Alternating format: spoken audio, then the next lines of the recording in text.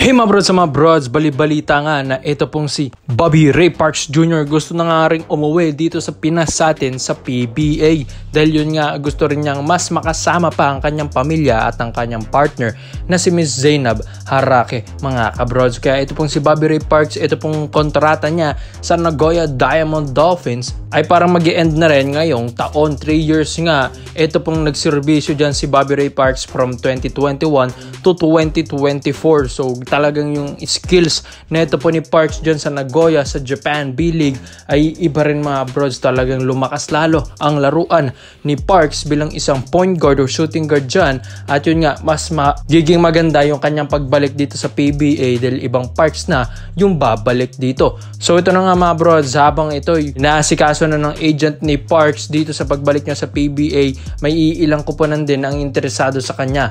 Isa sa SMC Corporation, SMC Management mga brods, ang gustong kumuha kay Parks. So alam natin na ang Ginebra gusto rin kunin ito pong si Parks at si Parks gusto rin sa Ginebra. Pero ang isa sa mga malaking offer kay Parks ay ito nga pong San Miguel Beermen mga kabrods. Yes, alam natin ng SMB, iba rin magpasahod yan, di ba? Nandyan yung most paid PBA player mga brods in PBA history ay walang iba kundi ang 8-time MVP na si Junmar Fajardo mga kabrods. Kaya yung pagbalik dito ni Parks ay ibang klase kung saan malaki ang makukuha niya talaga dito sa SMB. Yes, nakikita natin yung mga 450k maximum contract sa atin sa mga website sa PBA, pero hindi na nangyayari yan mga brods kung saan 1 million pataas na ang mga sinasahod ng mga superstars dyan mga brods. Yung iba pa nga 2 million pa, di ba mga brods? Hindi na lang tayo magda-drop name dahil alam nyo na kung sino-sino yung mga yon. At yun nga mga brods, ito pong si Parks sa pagbalik niya dito sa PBA, ang SMB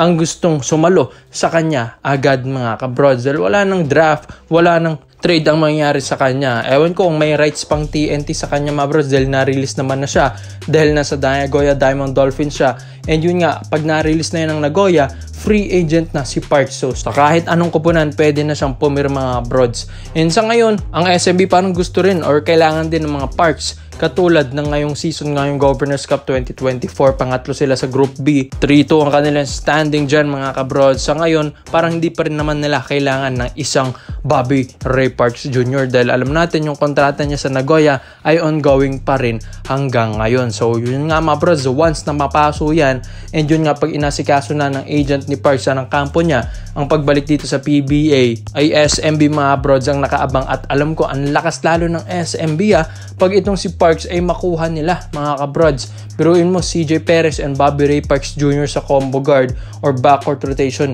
ni Coach George Gallant mga brods ay talaga ang lakas na ng SMB lalo. Dahil ito pong si Parks ay kakaiba rin naman, kayang-kayang pumukol ng tres, mabilis. Sa height niyang 6'4" or 6'3" ang height mga brods ay ang bilis ni Parks sa kanyang height bilang isang point guard or shooting guard man yan. Nag-improve na rin ang kanyang shooting, yung kanyang court vision, pati yung attitude nga niya dati sa TNT na wala na rin mga brods dahil sa Japan ay ibang klase talagang liga doon. Mataas ang level ng kompetisyon at hindi hilaan pababa ang mga fans at mga players doon kung saan lahat sila umaangat mga brods. Kaya yung attitude ni Parks ay na-improve na rin niya at nagamot na dyan. So may problema lang SMB dahil ang Ginebra nga ang gustong puntahan ni Bobby Ray Parks Jr. pero ang SMB ang may mataas na offer kay Parks. Kaya mapapapili ito pong si Parks kung saan kupunan siya mapupunta. Pero ang SMB ready na sa kanya. Kaya komento mo lang opinion mo dito mga brods at isayin natin yan. So dito naman po tayo sa kabilang balita naman natin mga brods. Isa si Calvin Abueva naman ngayon ang naru-rumor nga na maililipat na ito mga kabrods. May mga rumors nga rin tayo kamakailan lang, di ba? Na i-vlog na rin natin na ito pong si Arvin Tolentino ang gusto nga ng Magnolia Hotshots. Tapos ito pong si C-Stand ay gusto rin ng Magnolia. Pero ito pong si Calvin Abueva ay ito yung bibitawan pala ng Magnolia Hotshots mga brods. Makuha lang yung mga players na yon. And lalong-lalo na si Arvin Tolentino. Kaya, di ba, managi-story na rin. Ito pong si Calvin Abueva, kamakailan lang, nasusulitin na niya ang kanyang pagstay sa Magnolia dahil ilang araw lang, mga bigla-bigla ang trade na yan ay mangyayari at mangyayari pa rin yan mga brods. Maski nga si Gio Halalon, parang naging isang franchise player na rin ito ng Magnolia, biglang na trade, diba? Napunta ng Northport Batamper. Kaya business is business dito sa PBA mga kabrods. Kaya ito pong si The Beast Calvin Abueva, it's either mapunta ito ng Northport Batampier in exchange of Arben Tolentino or Terra Firma Jeep in exchange of Christian Sonhoringer naman doon mga kabrods. Pero ito pong si Abueva ay napag-iisipan din ni Boss Al Francis Chua. Dahil ito pong si The Beast, sayang din yung talento neto, yung skills neto, kung mapunta rin ito sa ibang kupunan. Sabi nga nila, ang hirap kalaban neto po ni Calvin Abueva, lalong-lalo na kapag ito'y mainit ang ulo. Pero masarap ito maging kakampi. So, imbis na papunta si Calvin Abueva sa mga independent teams dyan mga brods, ay ise-secure ni Boss Al si Calvin Abueva mga kabrods dito sa Barangay Ginebra, San Miguel. Kumbaga magkakaroon ng 3-team trade dito. Si Abueva mapupunta sa Ginebra, sa Terra Firma naman mapupunta doon yung player ng Magnolia, tapos sa Magnolia naman mapupunta doon yung player ng Terra Firma Jeep or Magnolia Hotshots mga kabrods. Kaya magandang negotiation ito kung talagang gusto ng ikip pa ni Boss Al. Ito pong si Calvin Abueva sa Barangay Ginebra, kasi alam ko medyo alanganin, buti nga ay umi-score na si Japet Aguilar. Nakapanalo sila last game, kaya yung standing ngayon ng Ginebra ay umangat sa pangalawa mga prod sa Group P. 3 wins and 2 losses na ang Ginebra. Pumapangalawa sila sa Rain or Shine Elasto Painters na undefeated, pero natalo yun ng SMB. Kaya ito pong Ginebra, kailangan din nila ng mga ganitong energetic guy like Calvin Abueva. Hindi man magamit ng maayos ni Coach Chito Victolero sa Magnolia Hotshots, pero malay natin mas magagamit ito ni Coach Tim Cone. Kung matatandaan nyo mga brods, ito pong si Coach Tim. Ang unang paghawak niya sa Gilas Pilipinas after nga yung term ni Coach Chot Reyes ay naimbitahan niya si Terence Romeo and Calvin Abueva. Kataon lang na hindi kasama pala sa lineup si Calvin Abueva at Romeo sa lineup ni Coach Chot, kaya hindi sila nakasama.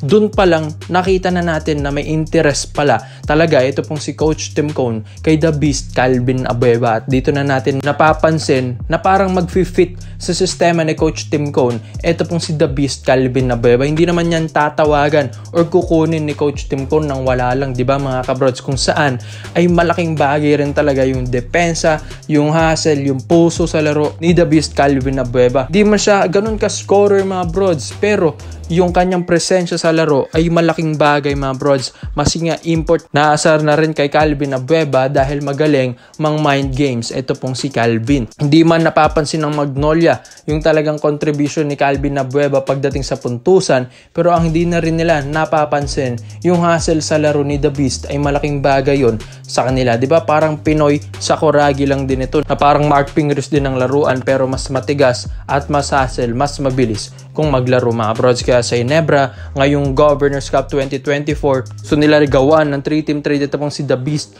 Calvin Abueva sa kanila para dagdag depensa na rin at hustle sa laro. Pag-aaralan ito ni Boss Al mga brods, kaya komento mo lang po nyo dito mga brods ha. Calvin Abueva to Barangay Ginebra, San Miguel. Salamat po sa panonood mga brods. This is Overrated Highlights lang. I'm out.